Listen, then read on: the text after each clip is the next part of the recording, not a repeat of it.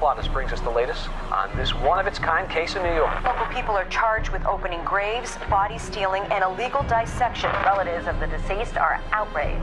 Probably the most hideous, horrible crime of the last 100 years.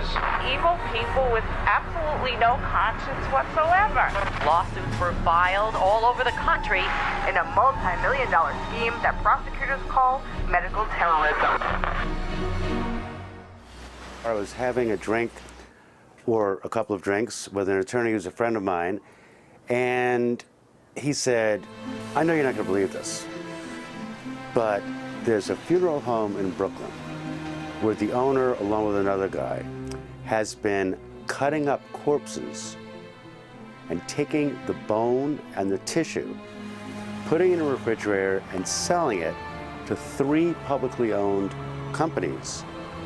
It was a story that wrote itself, and it was a kind of an Edgar Allan Poe, horrific, repelling, curious horror story that involved real people with some tragic consequences. Callousness is incalculable. Family members were almost never told, and because the documents on these tissues were forged, it was often made to appear that the donors were younger and healthier, and that means that some of those people who received tissue could have received tissue that was contaminated. Relatives of the deceased are outraged. To take one's body parts and steal them, and they were diseased body parts, to put them into healthy people is unbelievable.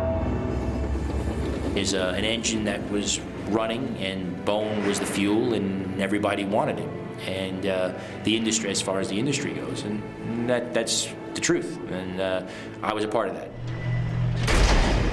It's crazy that all this happened. It's just, God. Just can't believe this is my life.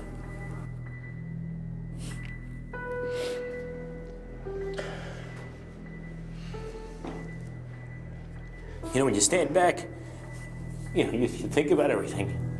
It's like, wow.